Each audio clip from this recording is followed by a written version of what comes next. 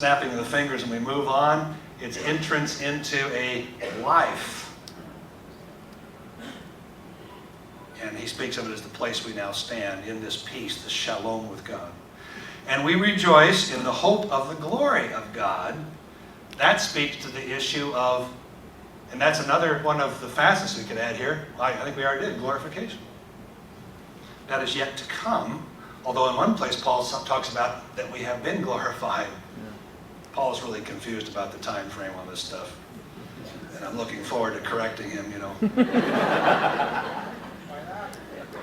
Paul, you need to put this like in United States 2012 language, man, because we're all about making it real clear, and you're not so clear. So I don't think I'll do that. Because Paul's like a radical Jew, man. And we rejoice in the hope and the glory of God. Not only so, verse 3, but we also rejoice in our sufferings. Do you think that this relationship with God incorporates and encompasses a life of suffering? Yes. Yes. Well, my health and wealth gospel theologians don't think so. They're telling me that if you are truly saved, you will be delivered from all suffering. So what's wrong with you guys? I don't mean to put you down, but and I would say the same thing to my brothers and sisters in the United States, and you would say, well, what do they suffer? They don't know squat about suffering. But suffering is the human condition, and some suffer much more than others. And seriously speaking, my thoughts and heart and prayers are with you, because I know a lot of you go through really tough stuff. To some degree, thanks to the banks in the United States. Thank you very much. Not to make light of that, but you know what I'm saying. It can seem sometimes that salvation must only be off in the future because I ain't feeling it now, right? So there you want to equate salvation with glorification. And we used to do that. We talked about you're not born again until the resurrection. In other words, salvation is not something you have now. It's something that will happen to you in the sweet by and by. We didn't use those terms because that's like too Protestant. But it was off in the future. Others want to put it back in the past. Hardly anybody wants to put it like in the enduring right now, though some do in a certain way. But you see the tension and kind of the confusion. Well, you know what? There's only one place you're going to resolve the tension and the confusion. Guess where? In Jesus. And that's where he's going to go here. So we have this hope of glory, verse 3. And with that hope, we're able to endure the present sufferings, because we know that suffering produces perseverance, and perseverance, character, and character, hope, and hope does not disappoint, because God has poured out his love into our hearts by the Holy Spirit, whom he has given us.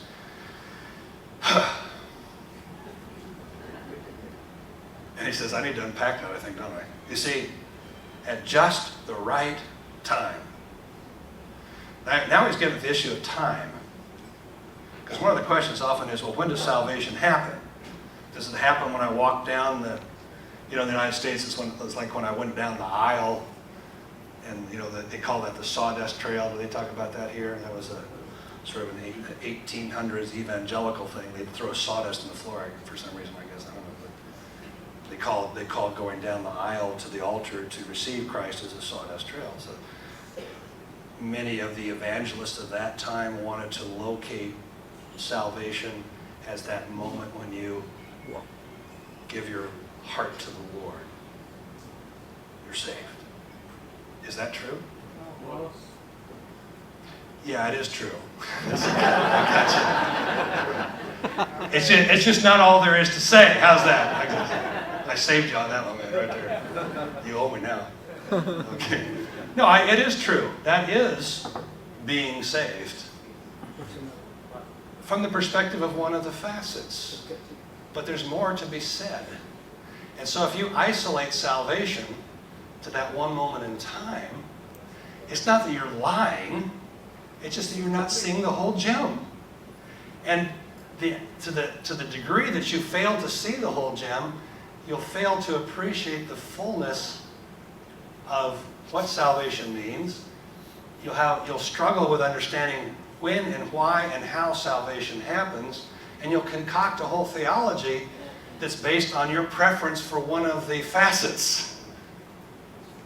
And I think it's widely acknowledged among a lot of Protestant, and I think probably some of the Roman Catholic and perhaps even Orthodox theologians would agree, there has been an overemphasis on justification in a way that has unhelpfully skewed people's appreciation of what salvation is, and kind of turned the idea of salvation into a transaction as opposed to a participation in the shalom of God through an enduring relationship with God in and through the Son of God. Now, it's a lot easier to say, I gave my heart to the Lord and I was saved. I mean, I realize that's a shorter sentence. You know? And look, I gave my heart to the Lord and from my perspective was saved at age 14. And I'll tell you what, that was a profound experience in my life. And if you want to tell me that didn't count for something, man, I want to go toe-to-toe with you in a nice, gentle sort of a way. You know? But I can't take my personal experience as the end-all and be-all, because that's lower story stuff. That's vital to me, but that doesn't tell the whole story. Now, I'll give you an example of that. How many of you have been saved by grace through faith? I'm not going to raise my hand. It's a trick question. I did it to myself, man. I got no one to blame but me. These people are not going to be raising their hand. You know, he's going to call me up here and say I represent the devil. And I'm going to make fun of the pastors. But I get to go back to the United States. There you go. No, I can understand your reticence to raise your hand. So I'll raise your hand for you. I think we would all say, yes, of course we have. And then you go like, so what's the trick in the question? But there's more to be said. Or there's a way to understand that. And the revelation of the way to understand that is not us down here in the lower story kind of dissecting our personal experience. Not that your personal experience is bogus, but it's just human personal experience, and we are incapable of telling the upper story. Why? Because we've never been there. And so Jesus has to come from the upper story and become one with us in the lower story, and Jesus is the story. He is the answer. He is the explanation. He is the fullness of salvation wrapped up in one person. And what is that salvation as it is revealed in Jesus? God united with humanity in an enduring relationship. Some Trinitarian theologians say it this way: God, through the humanity of Jesus, experiencing the relationship that the Father has with the Son through the Holy Spirit. There's lots of ways to describe that. We're almost describing the indescribable in a way. But did you hear that all of that talk is completely relational? Yes.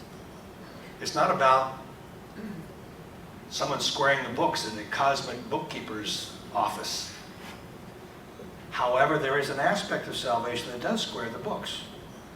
So much so that Paul can say in Romans that God keeps no record of wrongs. Say, wow, is God stupid? Like he no longer sees it when I do bad things? Since we're near Christmas, you might want to, it might make you feel good that God is not a cosmic Santa Claus, man. He is not checking the list, checking it twice. Because he couldn't figure it out the first time. And he knows you've been naughty. And he's keeping a record, right? Wrong. He knows you've been naughty. God's not stupid. But to say that he doesn't keep a record is not a way of saying, look, I all of a sudden got blind to your sin. Like, I'm just kind of like pretending it doesn't happen. No, what he's saying is the record of sin was a biblical way of saying God's building an account against you. And what he's saying is because of what has happened to your humanity in Jesus, no record is being kept. Sin has been forgiven. When I am counseling somebody, and I just want to help you to understand what this means practically, and I'll give you an example. Any of you know the evangelical author Jerry Bridges? Any read his stuff? He's been writing for Navigators for like, I don't know, 55 years or something, man, that guy's. And he has written gazillions of books and small group curricula, some great stuff. I did a seminar. I went to one of his seminars one time, a full-day seminar. And he came in with a big stack of his curricula books and stuff. He says, "You guys got all these things?" And most of us had all of them. He says, he dropped them on the floor. He said, "Throw them away. They don't work." I felt like saying, "Hey, Jerry, did we get a refund on because I'm Scottish, man, you know, and I do not part with my money easily." I'm just telling you the truth here, man. I'm not proud of all that I am, that's for darn sure. And my wife would go like, "Yeah, he is. He ain't just kidding you, man. That guy is tight with his money." Jerry Bridges, I forgot the story. Because here's what he said. Basically, all that he had written, and he would talk about disciplining your life to live a life of holiness. Yes. And a lot of it was really good stuff. I mean, he wasn't saying it's totally bogus like it's, but what he was saying is it doesn't work. Because what he was advocating was a way of disciplining your life as a believer so as to be able, through self-discipline, as it were, to overcome sin. That was a key theme. And he said, it doesn't work. And we're going like, well, you better explain yourself, dude. And he did. And what he said is, look, as a practical example, he said, I have never known an addict or someone else who was caught up in a very enslaving, or as the evangelical elders used to say, a besetting sin. You heard that term?